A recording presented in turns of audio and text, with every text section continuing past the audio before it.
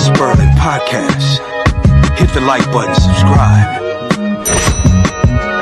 For the intelligent, black men is relevant. Why ask questions when you know the answer? So we bypass outlast channels, no gossip. We about that life. Tune in, subscribe, hop in the broadcast, stay current. Dennis Berlin Podcast, vibe with it. On the couch, leaving your house so you can ride with it. Voice of black excellence with no frontin'. In the space we speak how we feel. The blizzard's coming.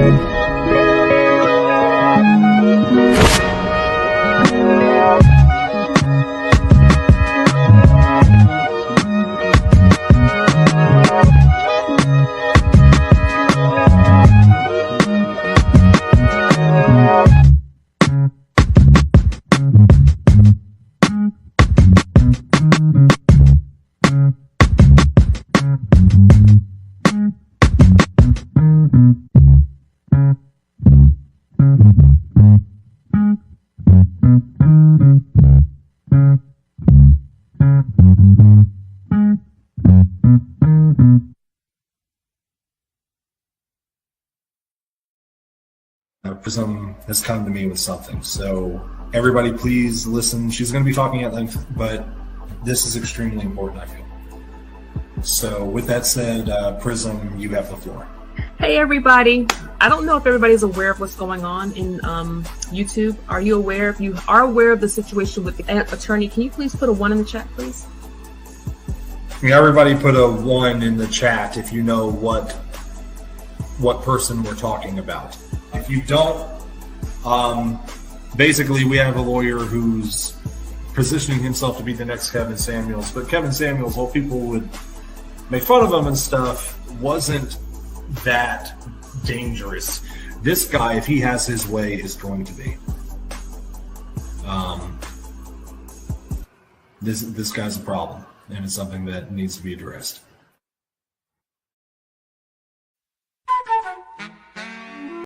% of black women in this day and age, it don't matter how old or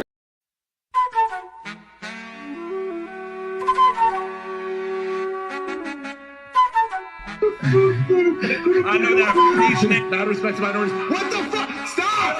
I want to get another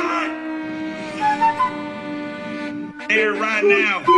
You punching air, probably swinging around eating some bananas. Fucking stupid bitch. Preach is crying right now, swinging from a monkey branch. And why is she going to end up with a poor mate? Because we as black men are not raising black boys to be the men that our women need. If we're going to be men, the first thing we got to do is take responsibility for why our women feel the way they feel. I want you to listen to what this Negro has to say. Of a white guy who married a black woman with black children.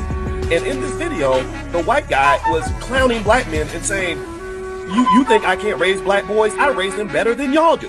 This is type of woke shit that I'm talking about right here that makes white men like Nick Fuentes get on the internet and be comfortable saying nigger. This is why motherfuckers like this are dangerous. And we've let these Negroes go on too long saying whatever they want to say. All this anti-black male rhetoric is what it is. This is why motherfuckers like this are dangerous. And we've let these Negroes go on too long saying whatever they want to say. All this anti-black male rhetoric is what it is. We got too many PhDs screaming they woke. Sleep on the land and take us off for a joke. The blacks I see, immigrants, tap dancing, nigga shit. Homie, he ain't black like me.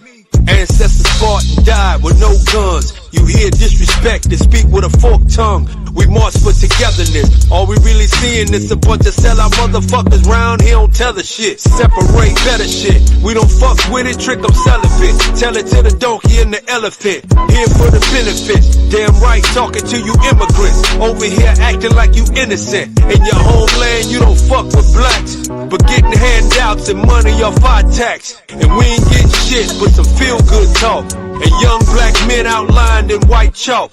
Time to spark change, the kind folks see. Produced by Baz, inspired by Uncle D. Give black men a voice. The only Umars on Friday. And trust me, our doctor ain't voice. My people rejoice. My lyrics ain't shooting and killing the black man. Make a motherfucking choice. What niggas do for money, clown and act a fool. Wearing dresses, finessing money just for a school. Tell it to these coons on a plantation, made it a celebration. Everybody to Zoom, blizzard in the room.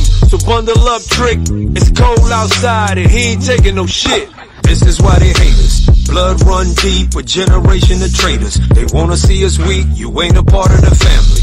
Cold shoulder, fuck you, black man ain't shit. I'm sure the world will love you.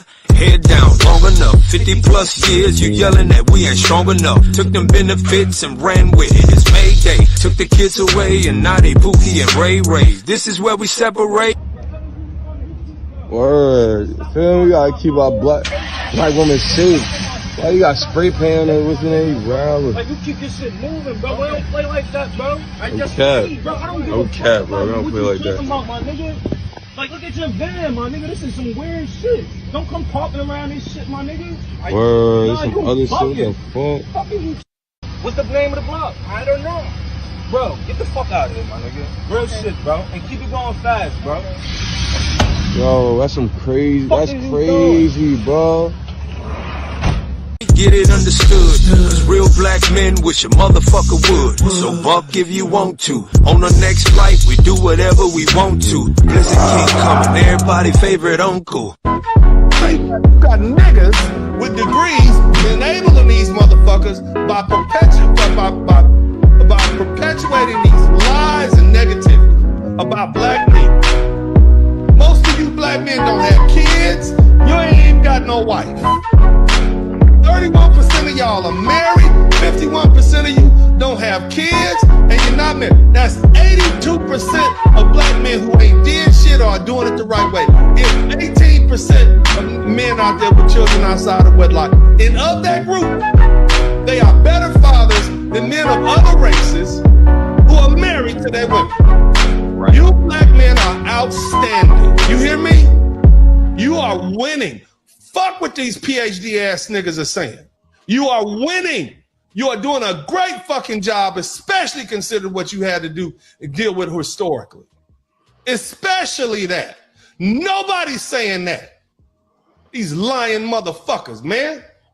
Going live in a minute, Blizzard King, this is Winter Dennis Furlan Podcast. You are rocking with the realest black men represented. Ain't no lies cause we winning, catching flies, ain't no feelings. Uncle D, we the villain, baby. We just left the village, baby. Now we in them villas, baby. Dennis Furlan Podcast, tuning in, we get it, baby. You can hate the player, hate the game, we love all you haters. Hate watch, calling lovely ladies, hands on your knees. You can thank us later. We snatching the crowns off of queens, we obliterate them. Tell the truth, shame the devil, they trying to eliminate us. You begging and sipping haters, peeling layers off of haters. Whoa, Southern Cadillac music like Outkast. Ain't jumping without bass. Dennis Furlan Podcast. Whoa, Southern Cadillac music like Outkast. Ain't jumping without bass. Dennis Furlan Podcast. Whoa.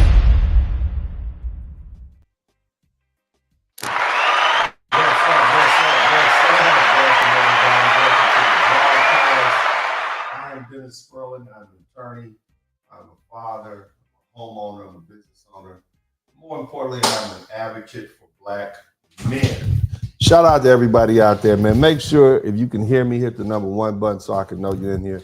Big shout out to my man, Your Excellence. Thank you so much, man. He was the first one in. Thank you so much. Just got off work. I'm about to trim this brisket. Okay. Prepping for smoking for UFC. That's what I'm talking about, baby. I would come over there, man, but that'll run my blood pressure up. I can't eat like that no more. Shout out to Your Ex. He says, side note, both me and my lady watch you. She doesn't disagree with you, and I think it has everything to do with having twin boys. It sure does. A lot of women, especially women who are compassionate, when they become moms and they start having those sons, they start realizing, hold on a minute, some of that stuff that I was down with when I was fully indoctrinated with the matriarchy, it ain't cool for my sons, and it causes it for them to rethink. They become women who care. And so shout out to your lady, man. That's good to hear that, man. I'm glad you got a good lady, man. If she good, hold on to her. And ma'am, if you got a good man, and you got one, he got some money. I know that. I can tell you that. He's dedicated over here. I tell you that. He got some money. And he's also a good military man. So shout out to him. You hold on to him. Y'all treat each other well. Other than that, man, big shout out to all my guys. I got Salted Balls up in here. Big shout out to Salted Balls. Who else we got? Glow Hardy. Always good to see Glow Hardy up in here. Thank you for keeping the chat room tuned up. Who else we got up in here, man? I don't want to pass nobody. Mark the freelancer, all my wrench mob. Somebody type wrench mob in the chat room. Who else we got, man? The contractor. Always good to see the fellas up in here. Look, before we get started, good, most of you guys know this, but I want to just make sure you know. I'm an attorney. I've been an attorney since I got sworn in the year 2000. I enjoy being an attorney. My biological father was not an attorney. My adopted father was an attorney. I actually share his name for the most part. But, I never really looked too much into my mother's side of the family. And come to find out, this gentleman here, I heard his name before. My grandmother told me about him before. This is her mother's father, okay? And his name is George Washington Jones. He named himself after the first president of the United States. And this is my great-great-grandfather. He's this guy right here in the upper left-hand corner. That's him right there. And he was the first county attorney of Nicodemus, Kansas. And he mentored another lawyer, who is this gentleman here, named W.L. Sayers, who was his clerk while he was the Graham County attorney. So, man, I come from a lot of really influential lawyers, this is back in 1887, 1885. And the reason I found out about him, because one of my relatives, and let me get this in here, one of my relatives who I found on Ancestry.com sent me an email or a message telling me about him.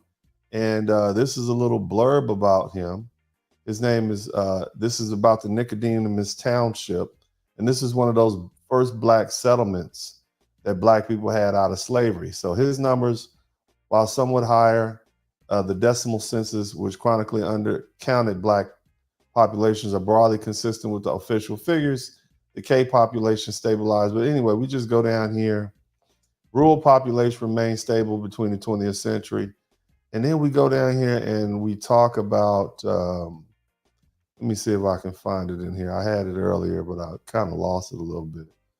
Oh, man, I think I lost it. But he basically says I'm a lawyer. I think I got some other stuff in here. Maybe if I can pop it up in here a little later on. But for the most part, man, it was just real cool to see that, my ancestor was so prominent. And not just prominent, but also in my profession. And that, I just thought that was real cool, man. And it's just good to know.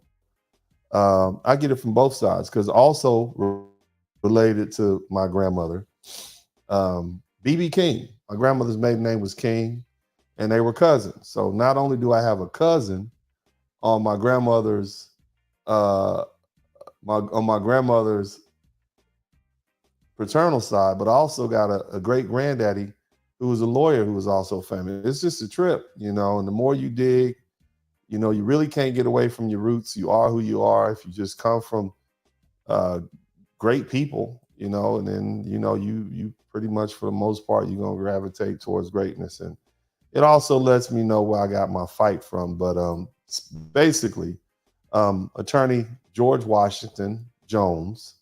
And actually, if you give me a minute, hold on a minute, I'll give you a tour here of my family. I don't want to tip out of this chair. I almost did. So this is my grandmother. Her name was Elmira King Williams. And so George Washington Jones was the father of Della Jones. Okay. And Della Jones married Reverend Frank James King. And they were the parents of this beautiful lady, Elmira King, who is my grandmother. This is the lady that I talk about in my books, Rules to Live By. Beautiful woman, wonderful woman, hardworking woman, Delta, Mississippi. She married Eddie Williams. Now, Eddie Williams would be considered, I guess we would call him a gangster at this point. He was a gambler, but grandma loved him. This was her third husband. And she was my mother. And of course, you guys know my story. I was adopted at birth by a man who was not my biological father. And I was raised by Mr. Dennis F. Sperling. I got a picture of him over there too. Nevertheless, George Washington, my grandfather, and I'll put his picture back up here for you guys, and you guys saw it, but George Washington, who was my great-great-grandfather, her granddaddy, my great-great-grandfather, he was a prominent lawyer back in 1885.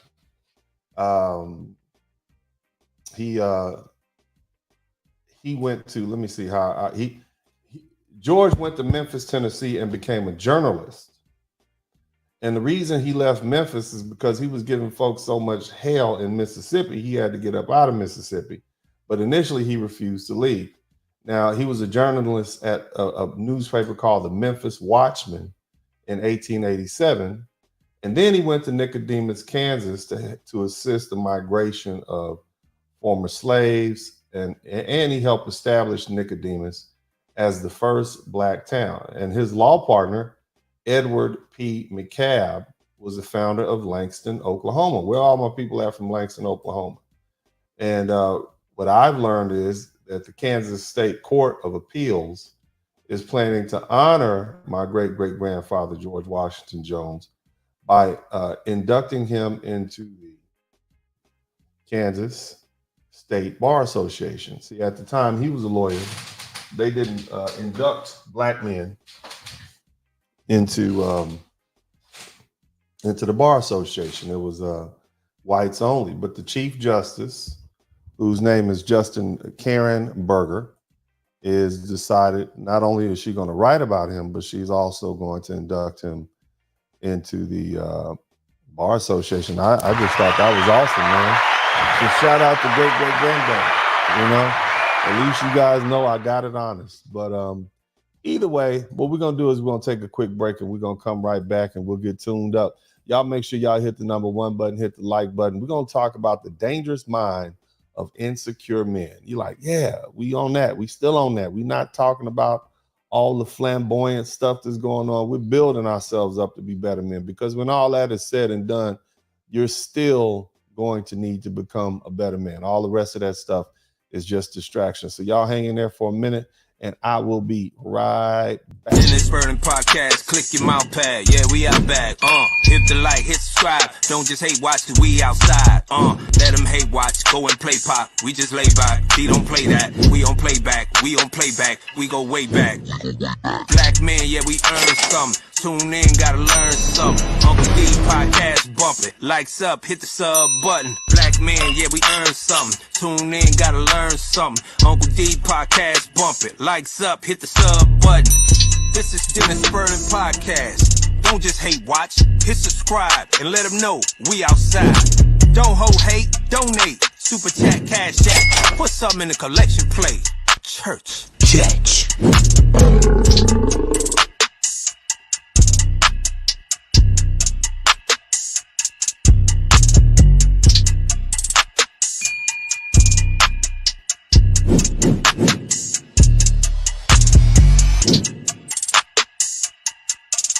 I want y'all to make sure y'all hit the #1 button. And we're going to kind of get back to what we like to do over here, man. I need y'all to check in at a certain point when it's time to check in. I need to checking in to start happening again, we got to go ahead and get this algorithm pumping.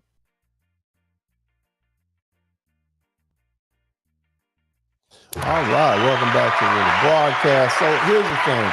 People often are afraid of strong men in power. Yeah, have you ever heard that? They're afraid of strong men. They equate them to being dictators. But what we should be afraid of is weak men who are in power, insecure men, and what they'll do. See, this statement underscores a critical misjudgment in our perception of leadership. Somebody type leadership in the chat room. Many of you guys who've been in the military, you know that guy who's insecure and then they put him in charge of you. Like that fella, instead of bringing himself up as an enlisted man, you know the difference between that guy and the guy that just got out of college? Totally different, right? One of them is insecure, the other one is sure of himself, and it shows, because failed leadership is going to that'll get you unalived out in the military, in those combat zones. And you guys know that. Same thing on the football field. And so when I say people are often afraid to give strong men power, when we should be afraid of what weak, insecure men will do, this statement underscores a critical misjudgment in our perception of leadership. While the strength of a leader is sometimes mistaken for authoritarianism, kill this word, being authoritative, I'm a butcher. I'm not going to even say it. I'm not going to, it's a tongue twister. Basically, you're too authoritarian-like, okay? It's really the weak and insecure leaders who pose the greatest threat. Somebody type greatest threat in the chat room. Their decisions are driven by fear and the need for validation, and it could lead to erratic and destructive outcomes. By contrast, strong leaders, they're marked by confidence and stability, and they're better equipped to make sound decisions, and they guide people through challenges. And throughout history, the disastrous consequences of weak leadership have shown that our apprehension is misplaced. Okay, it's not the strong that we need to fear, but the insecure. Here's what I want you guys to understand. There's plenty of options here on the internet. I want you guys to hear it because this is going to hit home. There's people that you like on the internet personally, but when you listen to them as men, when you use your man vision and your man ears and your man brain, and you listen to some of these guys, you know that they wouldn't be crap outside of that keyboard and that camera that they have. In reality, they're just misfits and they're insecure, and they sought refuge on the internet, and they're so entertaining that you listen to them, and they sound good. But at the end of the day, their message is tainted because they are insecure men. And a man's life and his doings, his accomplishments, that lets you know who you're dealing with. And you guys should really start unsubscribing to the messages and to the people and to the men who you know are insecure, okay? Because that is really just a virus in your ear. The reason I don't give you guys pickup lines and pickup information is because I'm confident enough to know that it doesn't matter what I say to a woman. I don't have to say anything. All I have to do is be present, because that is the type of confidence that I give off. I don't need to trick or cajole a woman into liking me, and you shouldn't have to do either. That's confidence. So we don't do pickup lines. What I want you fellas to be is be the best men you can be, and then you'll attract the women that you want. You'll attract the lifestyle that you want. You focusing on you is the best thing you need to navigate yourself through the world. And leadership, I'm not just talking about on the field of play. I'm talking about in the field of life. All right. So that being the case, let's dissect this thing. Somebody type dissect it. Let's understand strong men. A lot of you guys have not been around strong men unless you were in the military or you played organized sports. You may not have been around guys who've accomplished stuff. Now, the thing is, strong men in this context, when I'm talking about confidence and stability, they often exhibit confidence and emotional stability, and their strength isn't just physical, but it is also mental and moral. And they tend to have a clear sense of self-purpose, no matter what it is. My jiu-jitsu professor today, he was competing in Las Vegas, and a 51-year-old man, made black belts from all over the world look like children. And he just basically, today he took the gold championship. And when I look at this man, and I'm so happy that 15 years ago, I decided that this was the place where I wanted my sons to learn jujitsu, not necessarily just because of his skill at that, but because the caliber of man he is. He is a confident man. He's a stable man. He has a clear sense of self-purpose. The man lives and breathes jiu-jitsu. He lives and breathes his mission in the world. And I can see his purpose is clear. Your purpose may be to be a gardener. Your purpose may be to be a lifetime military man. Nevertheless, it's that confidence and that stability, which is a true sign of a strong man. The other thing is leadership qualities. Somebody type leadership qualities in the chat room. There's often natural leaders, and they're able to inspire and motivate others. And their decisions are typically rooted in a reason and a long-term vision, prioritizing the collective good. Now, I don't want to brag on myself, but I think that I've been very clear with what my long-term vision is. Number one, to stay it in colloquial terms, I want to see you black men ball. You understand? I want to see you do well for yourselves, because I know healthy, strong black men who love themselves are going to make great fathers and great husbands for worthy women. I know that. And so that's why I go out of my way to protect black men and not let people bash you. Even recently, there's this young man who's out there, he's trying to do better for himself, but he's a young man and doing what young men do and making mistakes. Nevertheless, he's trying. He's trying. And I'm doing the best I can. Somebody type, you don't qualify, Queen. But again, against all odds, many of you have been able to succeed. But again, my primary motivation is that I want my long-term vision, I should say, is that I want the best outcome for black men and black people in general. And that's me prioritizing the collective good, even if it means I got to sit myself out here and fight with the internet every now and then and be considered the bad guy, which I'm okay with. If it means in the end, it'll be better for my people. And as you guys see, my own ancestors put themselves on the line hundreds of years ago when times were a lot difficult and not a lot harder. And so if they can do it, I can do it too. Nevertheless, another quality of a strong man, or should I say understanding a strong man, and we talked about confidence and stability, and we talked about leadership qualities. Let's talk about resilience and accountability. All right, strong men can handle criticism and setbacks, and they do so without resorting to destructive behavior. That could be self-destructive or lashing out.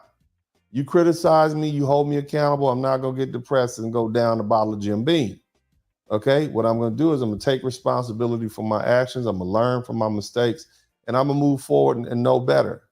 And these traits are things you can incorporate into your ability. We've been talking about a lot of masculine development lately, and I hope you guys enjoying this. Somebody, if you appreciate what I'm doing, if you like what I'm doing, just put M1 in the chat room. M1 means men first in the chat room. Okay, you got to be a man first before you can command anything. That is a family, a wife, a community, a nation, whatever. Somebody type M1 in the chat room. Men first. So I'll know that you appreciate these masculine lessons. Now, here's some misconceptions about strength. A lot of people, they fear domination. There's a fear that a strong man might become an authoritarian or abuse their power. And this fear, while it's not unfounded, because it can happen, it can overshadow the potential benefits of having a strong, capable leader. See, the misinterpretation of strength. Society sometimes confuses assertiveness with aggression. And that leads to a reluctance to empower folks, men especially, who exhibit strong characters. Just because I put you in your place, just because I set folks straight, they called me a bully. No, I'm being assertive. I'm letting you know where I come from. I'm establishing my boundaries. And people who are used to walking all over other people's boundaries, they treat that like you're victimizing them. Keep that in mind. Okay, that's how victims play the game. Now, on the flip side, a weak and insecure man, and for you ladies who have a horrible reputation for picking men, I want you to listen to this part very carefully. A weak and insecure man is driven by that fear and insecurity. Weak, insecure men, they might not seek power or validation, rather than for the betterment of others. Okay, they want it for themselves. Their decisions can be driven by the need to prove themselves rather than by rational thought. Okay, they walking out here with a chip on their shoulder, and they're, I get it. You got something to prove, but the bottom line is, you don't want that type of man in your life. Okay, number one, insecurity breeds unpredictability. Okay, and shout out to Miss Stacy. Thank you so much. She said, I'm sending this to my son. I hope he listens. Thanks. Yeah, tell your son I said shout out. What's his name? I'll give him a shout out real quick. Insecurity, let me say, insecurity breeds unpredictability. See, insecurity can lead to erratic behavior. And these type of men might have impulsive decisions to overcompensate for their perceived weakness. Now you got to prove something. Every time somebody slightly infringes on your ideals of what respect is, now you got to pull your pistol out, you got to pull your knife out, you got to go get your friends, and you got to beat them up. That's insecurity. Where is that going to land you? Either 6 feet deep or locked up behind bars. You see, a secure man can walk away from a beef because it ain't nothing. This is what the martial arts does. If I know my confidence and my skill level are buttressed by the fact that I've been training at this art, this martial art, this war art, I don't have to fight you because I know I would win. You see? Yeah, y'all like that. Insecurity breeds unpredictability, and unpredictability is not stability. That's the antithesis of stability. Nevertheless, there's a potential for harm all the time when you're around weak men, especially weak men in positions of power. They may resort to manipulative or coercive tactics, and in order just to maintain control. Their fear of losing power, it leads to oppressive policies and actions. Look at all these dictators and whatnot, okay? And this leads to consequences of leadership. And I'm not just talking about some politician. I'm talking about in your house. Some of you grew up around fathers who were so insecure that anything you said to them was the reason for them to go upside your head. I'm talking about your boss. I'm talking about that school teacher, that professor who always had to exercise his dominance over you because he was insecure. I want you to think about that. You see, and that all that did was create a volatile environment. See, there's consequences associated with weak leadership. And I might as well be saying in leadership, like I said, it's the head of the household. You're going to have to deal with instability because leadership rooted in insecurity leads to organizational or societal or familial instability. And it creates an environment of fear and mistrust. Your household growing up, when you had a weak daddy, right? Your mama didn't trust him, you didn't trust him. And that's what your house had no peace in it. Here's another thing. Weak men make poor decisions. Insecure men make poor decisions. They make the decisions out of fear. They're fear of losing their children. They're fear of losing control of their house. They're fear of losing everything. Fear of losing their job. Fear of being broke. So they go out to get rich quick schemes. They're easy to dupe because you can play on their fears. And decisions made out of fear or a desire to maintain power or try to look good, right? Because if you're a weak man, the first thing you want to do is try to prove yourself to your woman and your children. And so these guys are extra brutal. They exercise control over people that they think they have power. Some of y'all mamas was like this because they were insecure. You see, they're not necessarily interested in the group. They're interested in themselves. What's in their best interest? You see? And that is just going to lead to long-term negative consequences. Another thing, and I kind of alluded to this, insecure men, insecure people, insecurely, they abuse their power. they're more readily, they're more likely to abuse power more readily because they want to assert their authority. They always got to prove themselves. And what happens to that? It leads to corruption and injustice. And we spoke about injustice last night, right? So we want to empower strong, capable people, especially men. And that's crucial for effective leadership. It's essential to ensure the power is checked and balanced. Fearing strong men just because of their potential authority they might have, you're overlooking potential great leaders. Black women do it all the time. You want that Pookie and Ray Ray over there who is compromised because he's got warrants and his only means of income is something illegal. So you'll pass up this good man because you can't control him. That's a strong man. You can't control him. And so you'll pass up the good man and go after the Pookie and Ray Ray because you're insecure. You see, you're afraid to deal with this strong. Ladies, I want you to hear me. Even black men, if you see a strong black man stand up, look at all these folks who are attacking black men when they stand up. And you wonder why we don't have strong men. Shout out to Miss Stacy. Shout out to your son, Christopher's son. Keep your head on you. Keep your head on straight. Keep moving. Make all your money. Uncle D want to see you ball, Christopher. Shout out to Christopher. All right. So the thing is, just keep that in mind. Now, here's the thing. I'm not making this up. We can look throughout history, and there's been time after time numerous examples and illustrations of strong men versus weak men. Okay, and throughout all the races, we can look at people like Winston Churchill. You guys know who Winston Churchill was? He was the prime minister of the UK during World War II. And let me just lay this scene out for you. World War II. Germany was kicking everybody's butt. And I know most of y'all don't have a map of Europe on your wall, but I look at it every day. Basically, Germany occupies the heart of Western Europe. You got France over here. You got some of these other places. But for the most part, Germany just decided to take over everything. They were marching through people. And the only thing separating Germany from whooping up on England was that body of water that they have right there. Okay, I forget what the canal is called.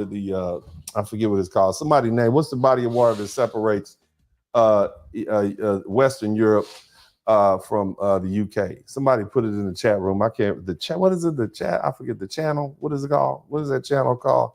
But either way, this man had the job. Or he had the unlucky task of being the prime minister when Germany was taking over everything.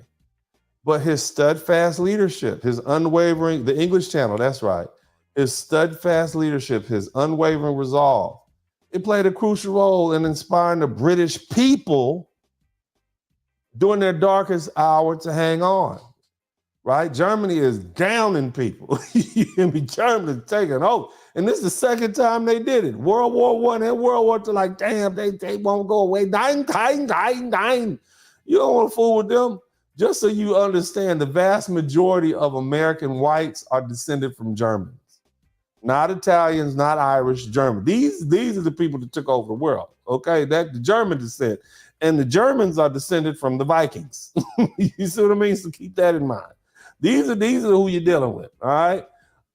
And many of his famous speeches and his decisions were firm, and they were instrumental in helping the Allied victory. Imagine that. Some of y'all don't know what to do if a roach crawl across your floor. You screaming and you up there with the women standing on top of the table. He had 1 million Germans trying to come across the English Channel and take over everything. You see what I'm saying? But it was his leadership that helped maintain the morale and helped guide the strategic military decision. And that was crucial. Imagine if you had a big old scary, insecure dude. He'd be hiding in the basement somewhere. But he stood out there. His leadership, his courage, his strength helped carry his people. Same thing with Nelson Mandela. During the anti-apartheid revolutionary, he was a revolutionary during the anti-apartheid period in South. And then he became the president. And his strength, keep in mind, this man was in jail for 27 years. Okay? And he maintained his integrity. He stayed true. And he came out as an image of reconciliation. They was hurting, and I don't want to use the word, they were doing horrible things to the South Africans during that apartheid regime. Horrible things. Imagine Jim Crow and slavery condensed down into a shorter time period. They did everything horrible. Those Afrikaans were horrible. Nevertheless, his leadership promoted healing and unity, and it took a lot to do that. And the country divided by racial segregation and conflict. It took a lot. Look at Roosevelt. You guys know Franklin D. Roosevelt? He was the president of the United States during the Great Depression and World War II.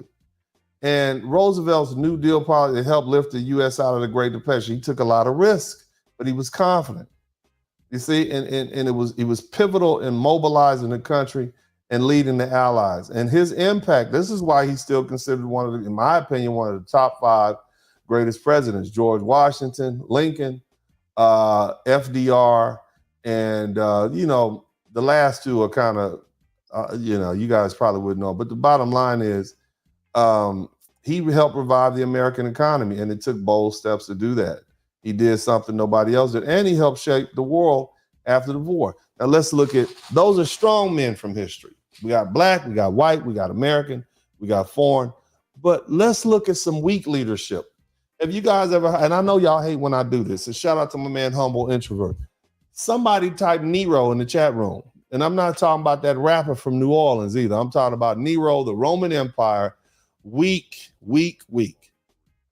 His rule was marked by insecurity and erratic behavior. He's often remembered for his tyranny and his extravagance and his persecution of Christians.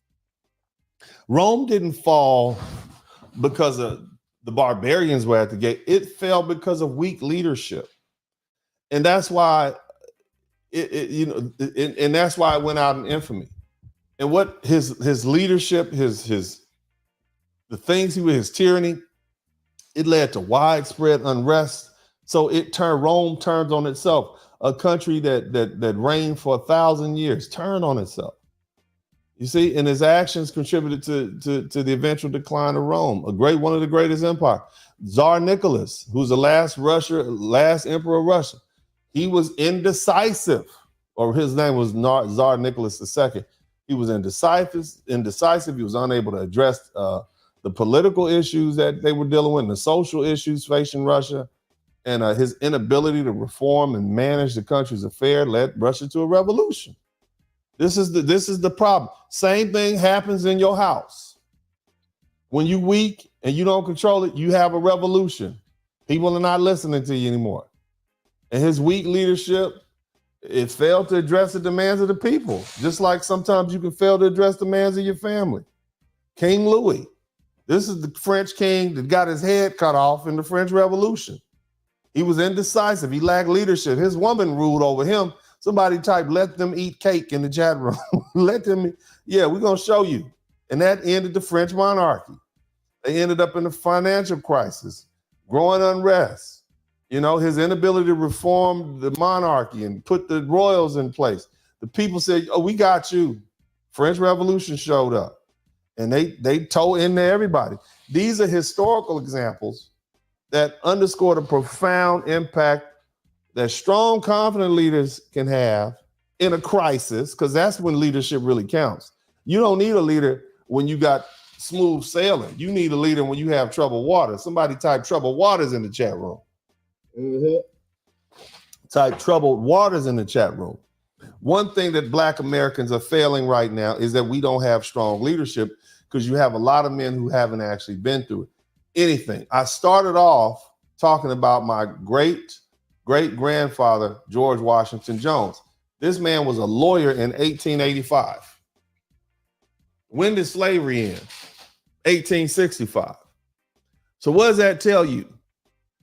That tells you in a 20-year time period from the end of slavery, my great-great-granddaddy became a lawyer. He helped found a city, and he became the county attorney in that county. Think about that.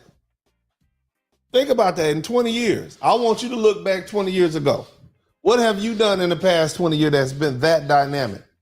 And the thing is, that strength that he developed, that strength of the character that he developed, it happened because of those hard times. And those are the type of leaders, those men, my granddaddy's age, in that time, those are the ones that built Black America into what it is. They laid the foundation for the schools and the churches and the university. These are the people that formed all the foundations. And we were supposed to pick it up and carry it, and we didn't, because we have failed leadership in the Black community. We have, look, I know I love you, brothers. Y'all know I love you. You know Uncle D love you. But we got a lot of weak men out here. All they want to do is chase skirts. That's all they want to do. That's how they prove their manhood, not by the things that they create, not by the things they build, not by the children they build. Yeah, there are men doing it, but they're doing it despite what the culture says. I want y'all to hear me. I love y'all. You know I love you. If don't nobody else on these internet streets love you, you know I love you. And I see all my guys contributed to the super chat. I'm going to get y'all on the rebound. We're going to talk about you on the rebound. I'm going to give you a big shout out before this is over. But it's important that I get this message out. Are y'all listening to me? See, this is why we having this conversation. It makes no sense for me to come on here every night and talk about what some chick is doing on the internet and what she said about somebody else if we're not becoming the best men we can be. That's what I want you brothers to hear me on. Okay? All right? Okay? Now let's talk about it. Let's talk about it. Somebody type talk about it in the chat room. Strong leaders inspire and guide men and other people towards progress and unity. Weak leaders, they contribute to the instability and decline. Here's something, listen to me. I want you to hear me something. And weak men can be triggered so easily. And you guys have seen me do this oftentimes. When I post pictures and videos up of my activities, whether it just be with me and my kids, or back in the day before I got married, before I got a fiance, before I had a girlfriend, when I would just post pictures up with me and beautiful women, that triggered a lot of men. When I post videos up of me boxing or lifting weights, they always want to criticize and critique. That's insecurity. Because a man that can bench press 400 pounds is not worried about me benching 300 pounds. A man that has a second, third degree black belt like my professor he got 7 degrees, at least 5, 5th, 6th degree jujitsu. He ain't worried about me in a blue belt getting the stripe. You know, he can choke me out at any time. A little short Brazilian dude. You understand what I'm saying? So they're not insecure because they already bypassed that part.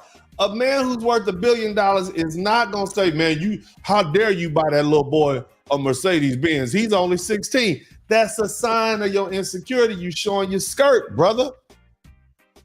The top of your the top of your bra is showing. That's insecurity. Listen to me now. And you need to check yourself, because that's that insecurity coming out of you. That's weak leadership. You're not ready. Somebody type, you ain't ready, in the chat room. There's always 1 or 2 men who sees videos that I post for the public as a personal challenge to themselves. They throw insults, masked as advice oftentimes, or they challenge me. Some people outright challenge me. Now, from a psychological standpoint, what in the hell is going on in their mind?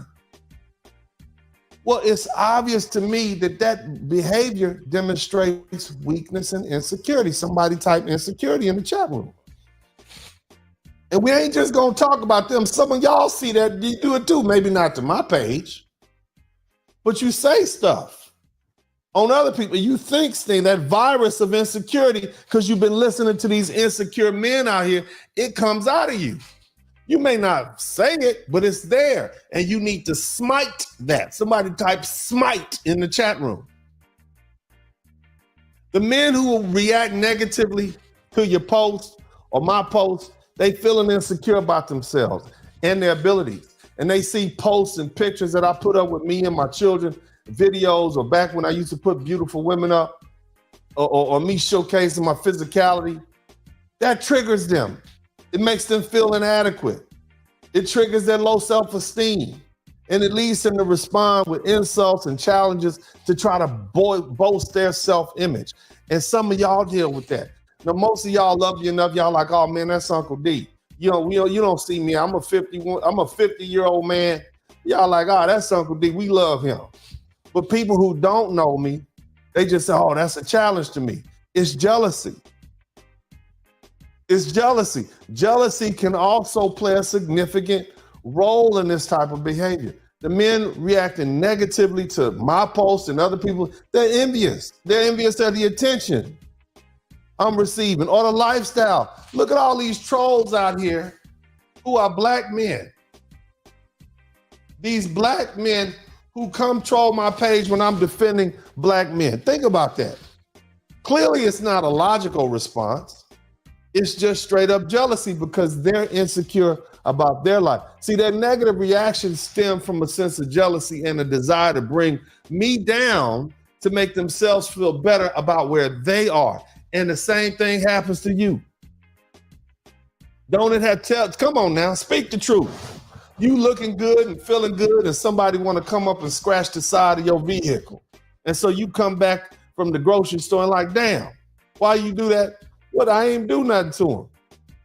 It makes them feel better. Now your car is jacked up just like their life. Another thing is, listen to me now, competitiveness. And a good, healthy competitiveness is good, but some men have a strong competitive nature. And when they see a post or something, let's say you hear somebody rapping, somebody getting it, man. Let's just use that. You hear somebody rapping, they want to challenge you because they want your status. Or that's what they want to do that. You see? They feel like they're superior than you, but they got to look up to talk down to you. Somebody speak to me. Anytime you got to look, I tell people all the time, you want to talk down to me, you got to look up to talk down to me. I'm up here on this mountain enjoying life on my king status, and you talking down to me, you got to look up to talk down to me. Think about that. Somebody type in the chat room, you got to look up to talk down to me. Think about that. So these are things you amass your insecurity. Oh, I'm just giving you honest advice. I'm just, taking critique. I'm giving you, I'm just trying to give you constructive criticism. No, you're not. Some of y'all have fathers like that. Your own fathers and brothers and uncles was jealous of you because you look good, you're sharp, you look nice, and then, boy, you better see you do. Nah, you're just jealous. Tell them you got to look up to me to talk down. Tell them that. Next time they say someday, man, you got to look up to me to talk down. Yeah, you got to look up to talk down to me. This competitiveness, this insecurity, this jealousy, it manifests itself like that. Another thing they do, there's something called social comparison theory. Somebody types social comparison theory. And this suggests that people elevate themselves by comparing themselves to others. We see that happening all the time on IG, don't we? Women do it all the time. When they see posts, they want to engage in upward social comparisons where they compare themselves to you or whatever, and then they feel inferior as a result. See that? See, that's what they say. Comparison is the thief of joy. And all that does is lead to negative reactions. And they got to try to find a way to cope with those feelings of inadequacy. Have you ever met a woman who's insecure? Woo, that's one of the worst things ever. Your woman is insecure, you can't tell her nothing. She could be good looking, she could be fine, she could be all that, but when she insecure, man, she breaking out windows in your car, she calling, looking through your phone, you ain't did nothing, she accusing you of this and that, the other. You dealt with that. You gotta constantly just try to validate, baby, I ain't do nothing. And it gets to the point where like, well, damn, if you're gonna keep accusing me of doing, I'm gonna do something then, right? You don't keep saying I did it, let me go ahead and do it and make it true. See, a lot of these people have a need for validation, and they seek validation or attention, and they don't care if it's through negative comments or challenges direct. They don't care. They just need your attention. Because if they can just get your attention, even if it's negative, that means you and them on the same level. And so they provoke you. They want a reaction. That's why you need bodyguards and gates. That's why rich people put gates up around the house. They don't want to live around y'all. Y'all terrible. You see, that's why rich people only want to hang around other rich people. That's why artists only want to hang around other artists. You see, they don't want to be around. Because you got people out here who will provoke you because they want your validation. They seek your validation for themselves to try to assert their own worth in a social context, and that's why they do it. So you out there singing on stage, and you know what I mean? They cussing you out. F you, man. Nah, that ain't cool. You see? And so the thing is, and I want to bring this home for you fellas, okay? It's important to remember that these reactions reflect their own internal struggles, and you shouldn't take them personally. Now, you know, I go back and forth with the comment section. Y'all see how I go back and forth with the comment section? I'm really just making examples out of people. They need that. They need that attention from the big bad Hall of Fame lawyer who's a bully. They need that. So I give it to them. That's why we got so many hate watchers. Somebody type hate watchers in the chat room. Speaking of which, I'm less than 200 subscribers from 70,000. And of the 70,000 people who are subscribers, or let's say if 10,000 people watch, only about 6,000 people have subscribed. So what does that tell you? It tell you I got a lot of hate watchers. Somebody type hate watchers in the chat room. You see, and I know why you're here. I'm easy to hate. You want to hate me because you want my lifestyle, but you don't want to work for what I had, and you're not confident that you can get it. You see? Now, see, if you would engage, I could engage with you positively, right? And try to be understanding. I could simply ignore you. But see, you need that constant negativity from me, so I give you what you want. Are you not entertained? Are you not entertained? Right? We're going to take a quick break. We'll be right back, man. Y'all do what you got to do. I'm going to sip on some of this water from this jelly jar. And y'all make sure, if you like what I'm doing, man, hit the #1 button. Make sure you subscribe to the channel if you haven't already. You got to do that, man. We got to get to this 200 before the end of the week. I need less than 200 subscribers to get to 70,000, and I expect y'all to get me there before the end of this week. We'll be right back. Y'all hit the #1 button. We shall return shortly.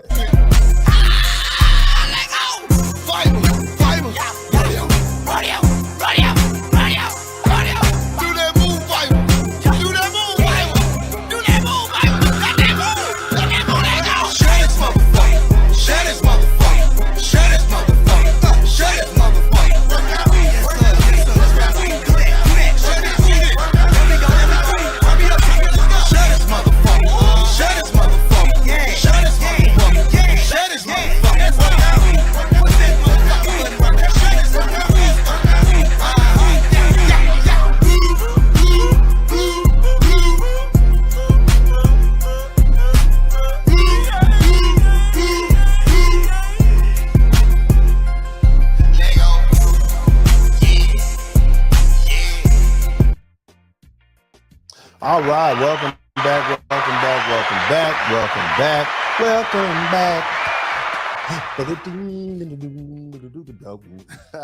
Yeah.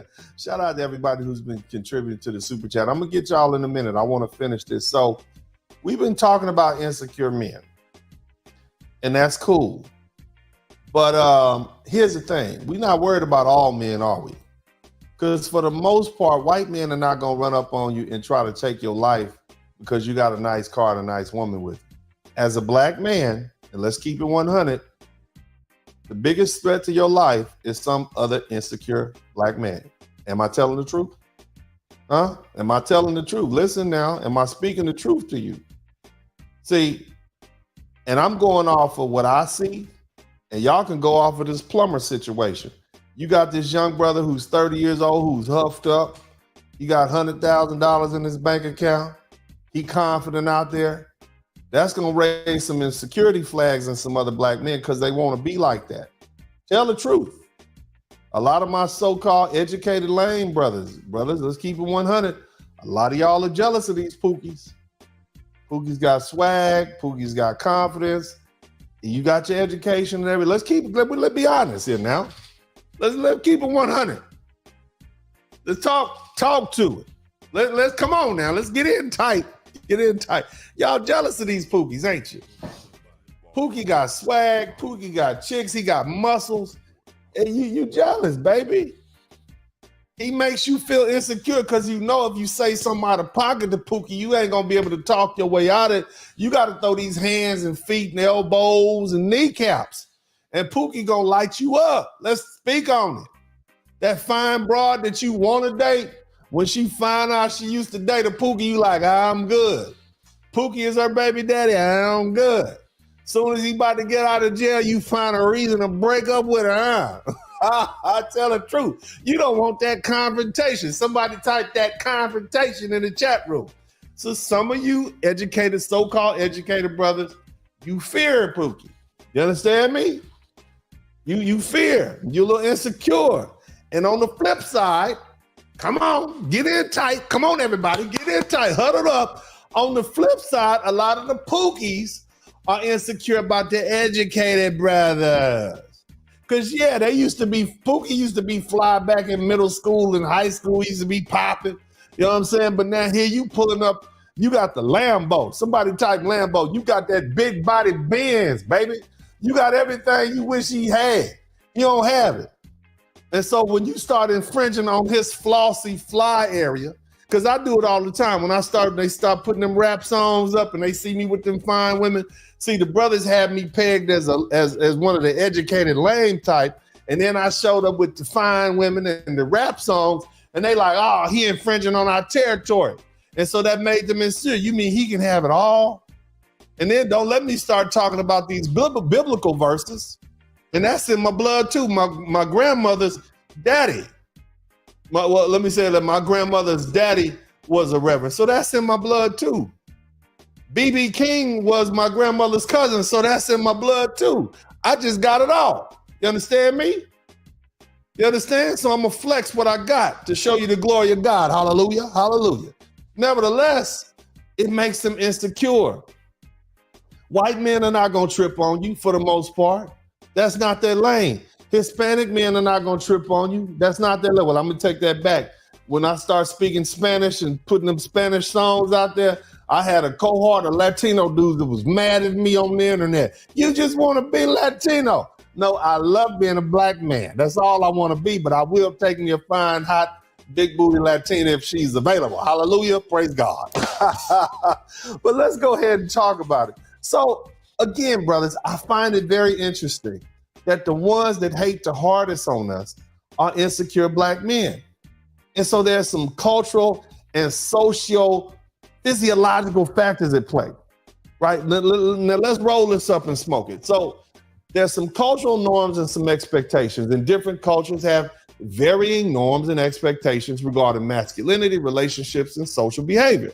And so in some cultures or subcultures like the black culture, there may be a strong emphasis placed on traditional gender roles, male dominance, or other displays of masculinity. However, in our culture, that's a little different. My posts featuring beautiful women, right? That's often co-signs with being a man, more manly, and me demonstrating my physicality, lifting up them heavy weights. Some people see that as a challenge. I talked about this before, and they might see it as a threat. You see, other men maybe not so much because that ain't, that ain't what other people do. I mean, there's some stuff that's universal, but what you have going on here is a social comparison within the same social group. So you got black men looking at other black men feeling bad about themselves. It's one thing for them to see a white man in a Lambo. He's supposed to have that. But a black dude, come on, man, a black dude, that make you feel bad about yourself. Well, I don't have a Lambo. We the same age. He from the hood, he chop his words like I chop my word, man. And that social comparison process, it can be particularly strong within the same cultural or ethnic group. Within a shared cultural context, people may compare themselves more closely to others who they share similar backgrounds and experiences with. In the case of Black men who perceive you as representing a certain image of success, attractiveness, or desirability within the Black community, they feel threatened. They threatened by your posts and they respond negatively. And that's their way of coping with their feelings of inadequacy or competition. It makes them feel bad to see you ball. Think about that. And see, there's an intersection between, at the intersection of race and masculinity, or should I say, it can influence how people perceive and respond to other men, especially within their own group. Black men, you know, we have our own perceptions and stereotypes about Black men, and that influences who we should be and how we should be, and that influences their perceptions of what they see. You see, and that's shaped by history, culture, social factors. Sometimes if you didn't have that available to be a man, you say, well, that don't count.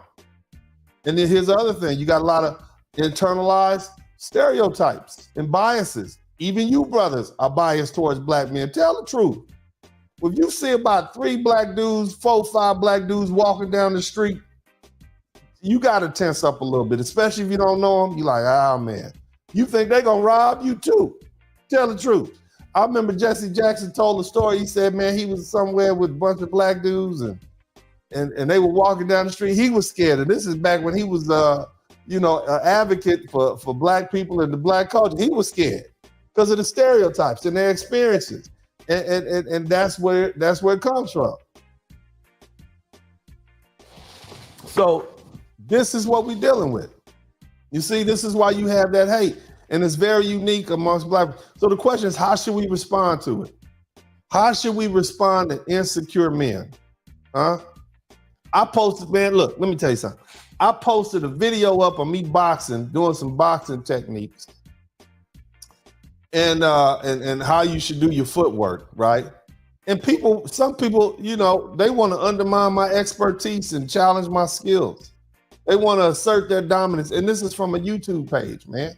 Think about that. Somebody said, we don't need no fat boy boxing lessons.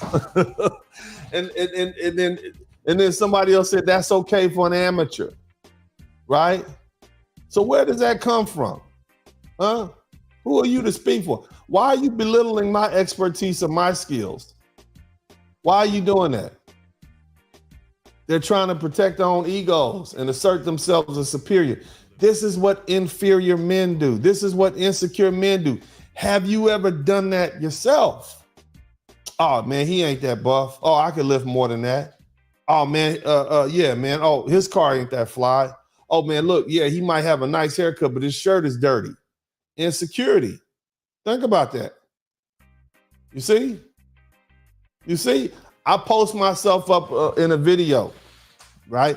Anybody who knows anything about fighting understands what I'm about to say. Here's the thing. I post something up. I'm a large man. I'm a tall man. I'm a big man. I'm a strong man. I often get statements like, we smaller guys know how to deal with you larger guys in the ring. We stick and move. First of all, I didn't ask you for that, right? But what that does is it reflects a competitive mindset and a desire to establish dominance. And, you know, the commenter may be trying to provoke a reaction from me to try to assert his superiority in the confrontational way. But the truth is, he's insecure about his height. He got a short man complex. Somebody type short king in the chat. Well, I got love for my short king. But that's a short king complex right there. If you see a big man doing what big men do and you feel compelled to say, yeah, we're going to stick and move. First of all, I put another video up. Somebody tried to stick and move me and I just tackled them to the ground and damn near choked them out. So that's not necessarily going to work all the time. You know what I'm saying? Let's just deal with reality. All right? If I seen a gorilla, I'm going to run. If you see somebody that's 6'4", 300 pounds, as strong as a bull, good, you just go on, get up out the way. You see what I'm saying? Fight if you have to, but understand what you be giving up. But you don't need to lie to yourself because that's just insecure. Understand where you are on the map of life. Look at Uncle D. See this big nose? I got a big nose. I've been had a big nose. That's just something I know I got to deal with. Look, you got a big nose. All right, get your good haircut, put some glasses on. That's where you at in life. You a short daddy? Somebody type short daddy in the day. You 5'5" or below? Hey man, go down to Colombia and get you one of them 5'1" women. This is where you at. Why you getting mad at the other man and his attributes? See, if I told you that short men live longer, that if you over 7 feet tall, if you 7 feet taller, you have a 50% chance of having a heart attack before you get 60, you be like, oh, I don't want to be tall no more. Yeah. You see, so everybody got the good and the bad with it, baby. But accept yourself for who you are. Part of that insecurity is you not accepting yourself. You're poor, you live in the ghetto, your mama broke. Don't get mad at somebody else who got it. I just told y'all last night how you go from a life full of chaos to a life of prosperity and peace. I gave you those attributes. You got to become your own hero. I told you that. You listen, I did it myself. I'm trying to tell you. You understand? See, a lot of people engage in these negative comments and these negative thoughts as a way to elevate themselves in their own image by putting others down, by diminishing your skills, your expertise. They want to seek a boost themselves. It's a sense of competence or importance is relative to you. Why you care what I'm doing? What you should do, what I don't do, what I should do is remain calm and composed. And I should avoid being defensive or engaging in confrontational manners, right? I should be calm. Somebody type, Uncle D, calm down. I should be professional because I'm a lawyer, right? I should try to help diffuse the situation. All right. I should try to maintain my credibility, right? That's what I should do. Shouldn't I? That's what I should do. That's what y'all will expect from a lawyer, right? That's right. That's what I should do. But I don't do that. I just go ahead and drive it on in them. You see what I mean? I give them what they came for. I give them just what you want to fight, I'm going to fight with you. I ain't got nothing else to do. You see what I mean? Now, what I should do, I should acknowledge the comment without necessarily accepting the negative tone. I could thank them for their comment, right? I could reaffirm, yes, well, I do have experience boxing and taking jiu-jitsu and other forms of arts. I've actually taught I should do that, but I don't, because that's not what they want. I give them what they think they asked for. I take them and drive them all. You want to go that way? Let's go all the way up into the sideline, and I'm going to put you down right in front of my coach. And then I'm going to pancake you and look at you and say, it's going to be a long game, sucker. Oh, I'm having flashbacks when I played offensive tackle. That's what I do. You see? It's not appropriate, I guess. Okay, not for an educated man who's a Hall of Fame, but it's definitely entertaining. And I think you all are entertained when I do that. And it basically just puts the person's face in the poop that they just laid out. Okay? But it's another way to establish my boundaries. You do that to me, I'm going to do this to you. Let's not play that game. Now, the question is, and I appreciate everybody, I see folks sending stuff through the Cash App, but it's really about that ego. Somebody type ego in the chat room. Ego, it's your ego. Your ego makes you feel insecure. Your ego. What's the purpose? What does it serve, this ego? Why are people always trying to protect your ego? The ego is a complex, it's a psychological concept. It refers to a person's sense of self-identity, their self-esteem, and their self-importance. It's the thing that keeps you going. You thinking you better oftentimes keeps you going. You see, let's think about it like this. It's a part of the mind that mediates between the conscious and the unconscious aspects of yourself. Here you know that you living in the ghetto, but in the back of your mind, you are a king. In the back of your mind, I'm a king. You living in the ghetto, you sleep in the bed with 3 cockroaches and a rat that damn big. Okay, but here you are in your mind, you think you're king. You're delusional, but your ego keeps you delusional. See, the concept in that regard, the concept of ego, it's been discussed through many various psychological theories and this undergone so much psychoanalytic theory And it was something that was developed by Sigmund Freud. Now, he probably wasn't the first one to come up with the concept, but he was the first one to kind of lay it out. And the ego serves several important functions for the human psychology. In reality, it's a reality test. The ego helps people navigate the external world by processing information from reality and making decisions based on information. It helps differentiate between what's real and what's not. And it allows you to adapt to responses in the environment. It's a defense mechanism. You need your ego when somebody trying to put you down and make you feel bad about yourself. You don't want people to have you around here feeling feeling like a piece of trash. You see, you be ready to go jump off a bridge somewhere. You don't want that. So your ego acts as a defense mechanism also. So it's necessary. It employs like denial, repression. Somebody you love to die. You got to keep going. You just gonna deny it. Something bad happened to you as a child. You repress those thoughts. You can rationalize your bad behavior so you can feel better about yourself. That's why they put you in jail, so you have time to think about it. You see? It helps you protect your self-concept and maintain psychological. If it wasn't for your ego, some of y'all go crazy with the reality that you're living in. You see? The ego contributes to the development of a coherent sense of self, integrating various aspects of your personality and experience. It brings it all together. You see, it's the little center part, the glue with the tentacles. It brings all aspects of you together. That's why you can reconcile the student with the savage that goes out there and plays football or boxing or something like that. It holds it together. And people want to protect their ego. They want to protect it because the ego is closely linked to your self-esteem and your self-worth. And protecting that ego helps maintain a positive sense of yourself, and it prevents your feelings. Somebody type feelings in the chat room. Protect your feelings of inadequacy, your feelings of worthlessness, because that's dangerous for the human being. When you start feeling worse, you start doing things that's not good for you. You see? So just keep that in mind. Other things is you make yourself feel better sometimes. The ego plays a central role in defining your identity and maintaining a consensus, a sense of self. And again, it's even good for your relationships. You see?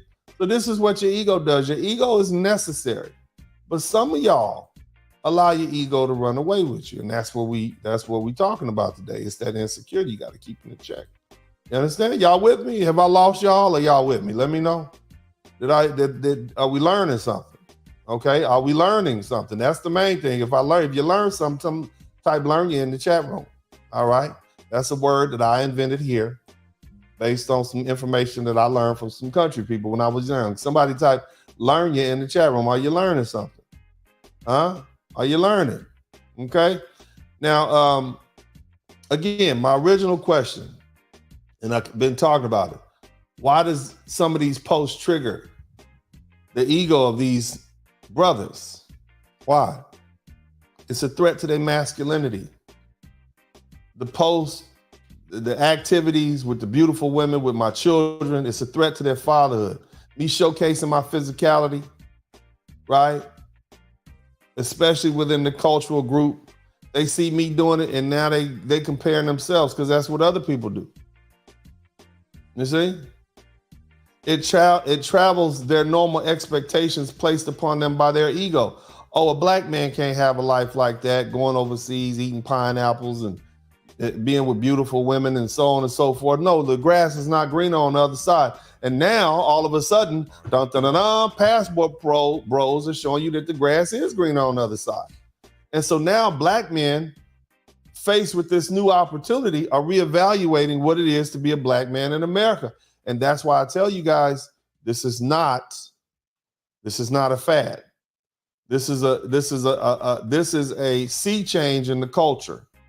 Just like when black folks left the South and start going to the North and they start getting jobs and moving off the plantation, this is a cultural shift that is not going to go away. See, it's the social comparison and the esteem. When you got, they looking at you, they seeing what you do, and they've been able to cope, right? Their ego's has been able to manage the condition that they don't like. But now when they see you, they feel inadequate and insecure. Imagine being trapped in a body that you hate. Imagine being trapped in a lifestyle you hate. This is where they are. This is what that insecurity comes from.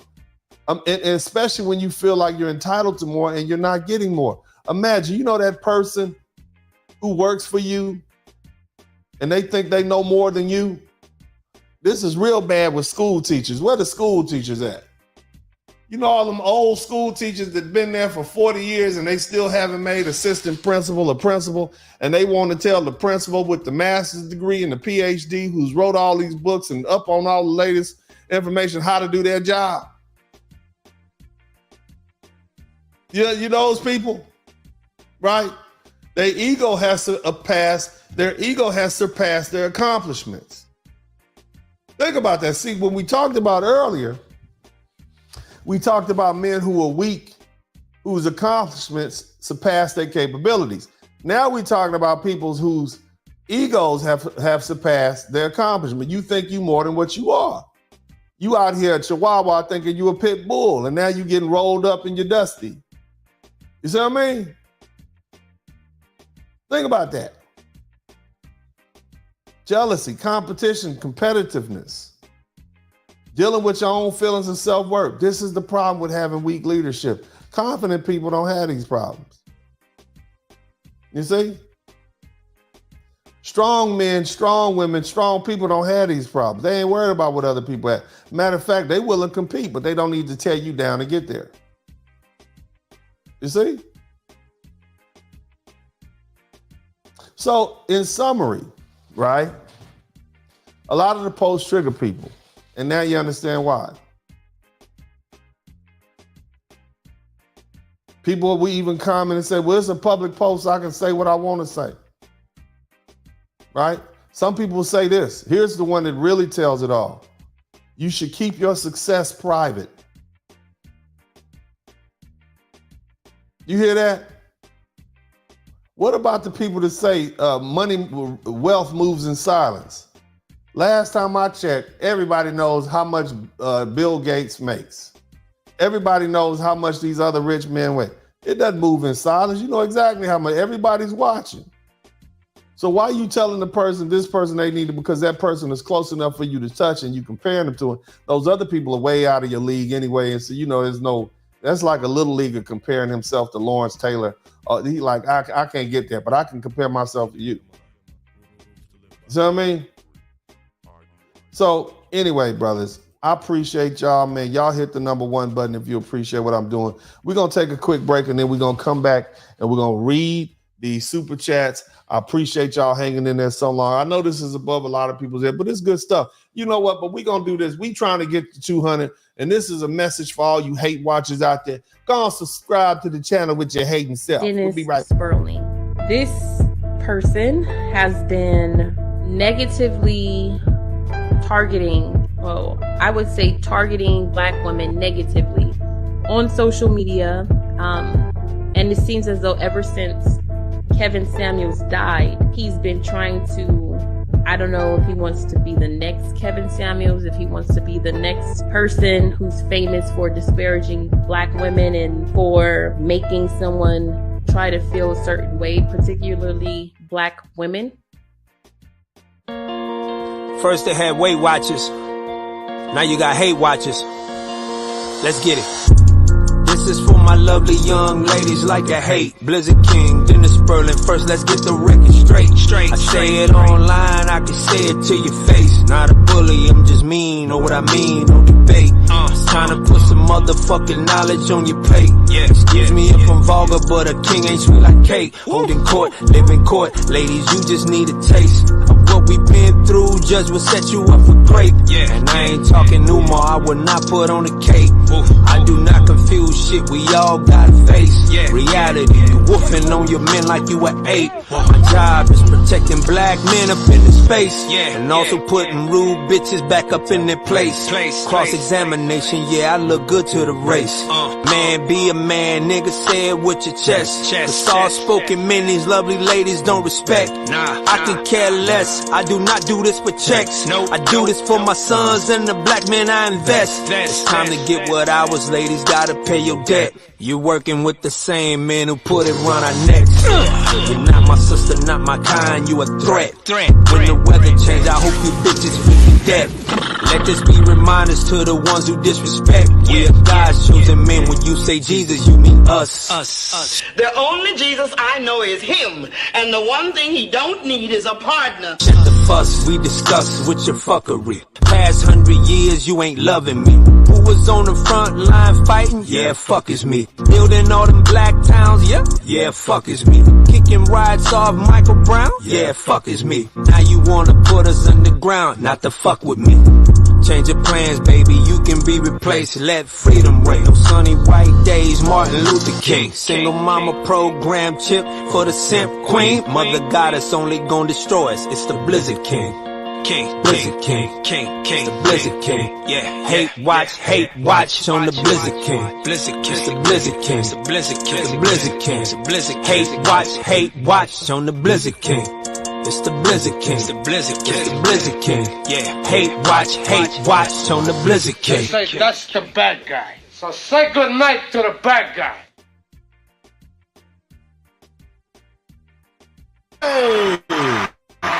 Hey, say hello to the right guy. Welcome back. First of all, I'm gonna give a shout out to all my guys who came through with the Cash App, man. Let me tell you, man, big shout out to my man, Mr. Robinson. He came through with the $500 Cash App.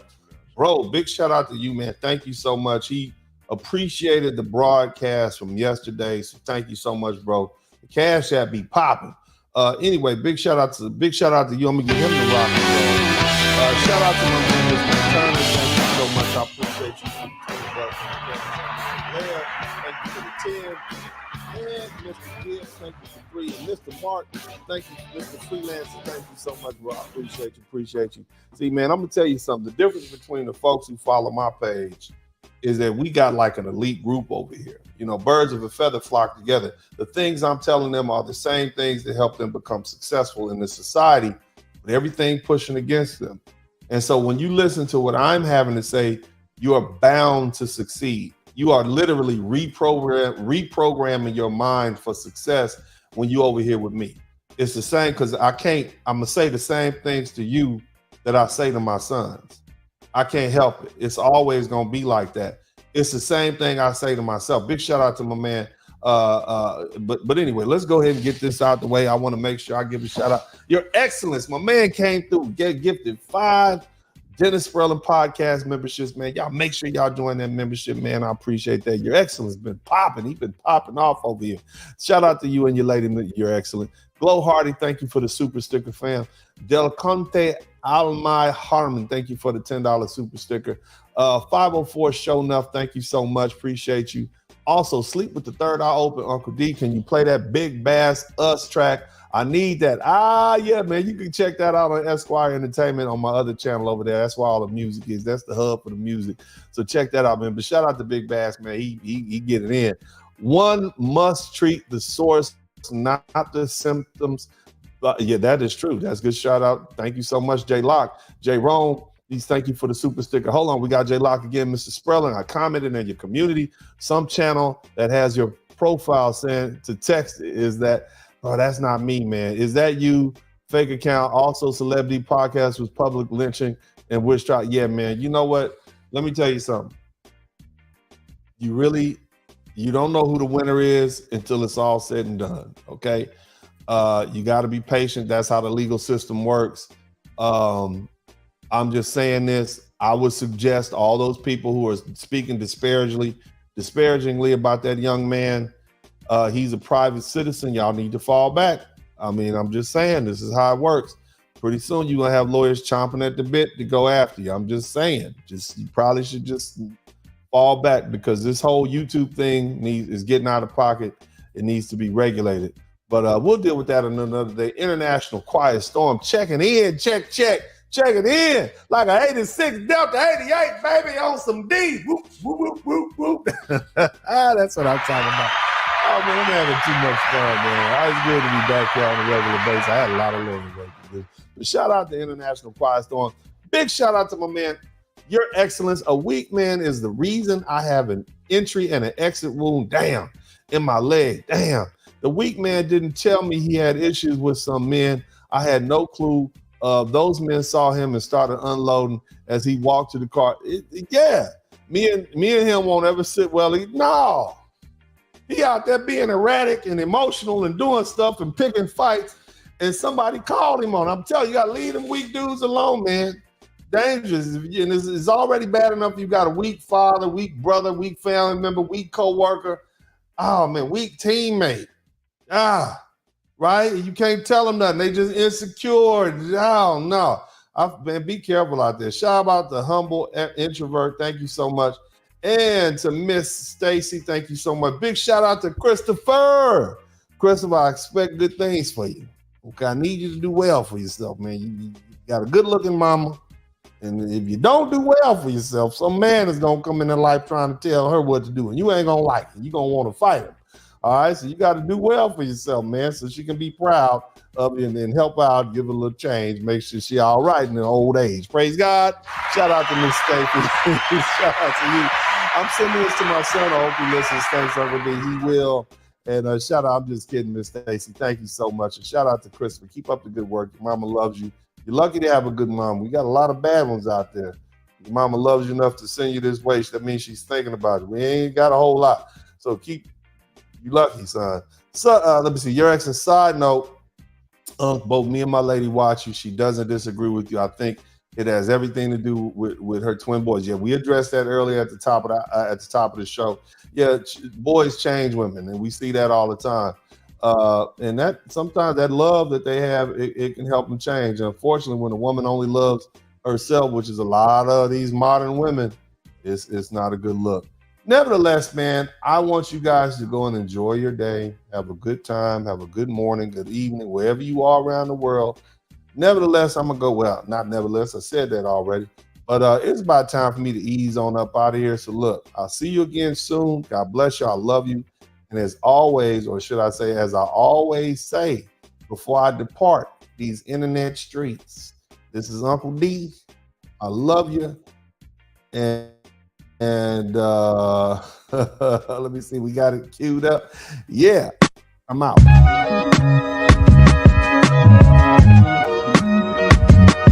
Dennis Berlin Podcast. Hit the like button, subscribe.